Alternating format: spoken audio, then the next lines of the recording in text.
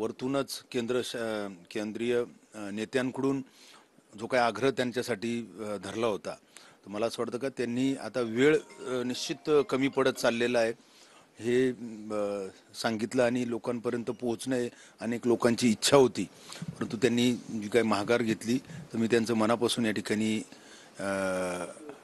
आभार व्यक्त करतो। व त्याचबरोबर आता जो काही तिढा हा सुटतोय तर मला असं वाटतं का लवकरात लवकर यावरती महायुतीचा निर्णय अपेक्षित आहे का ही आता जागा कुठल्या पक्षाला सुटती आणि उमेदवार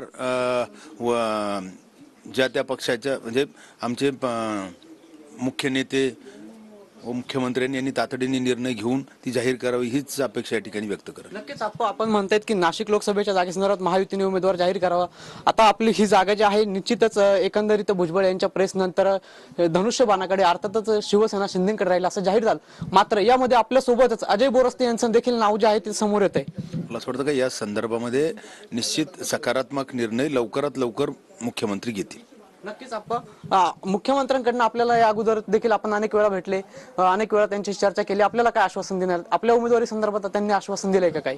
या संदर्भामध्ये त्यांनी या अगोदर सांगितलेले की आपल्या जो काही प्रचार या ठिकाणी सुरू आहे तो सुरू असू द्या आणि लोकांच्या भेटीगाठी असू द्या, कारण पुढं निवडणुकीला प्रत्येकाला सामोरं जायचं आहे आणि योग्य वेळी आपण निर्णय घेऊ अशा प्रकारचे ग्वाही त्यांनी दिली होती। नक्कीच आपण बघितलं या ठिकाणी मंत्री छगन भुजबळ यांनी आता नाशिक लोकसभेच्या निवडणुकातनं माघार घेतल्यानंतर त्यांचे देखील आभार जे आहेत ते विद्यमान खासदार हेमंत गोडसे यांनी मानलेत। कॅमेरा पर्सन गणेश मोरेसह पवन येवले, TV9 मराठी, नाशिक।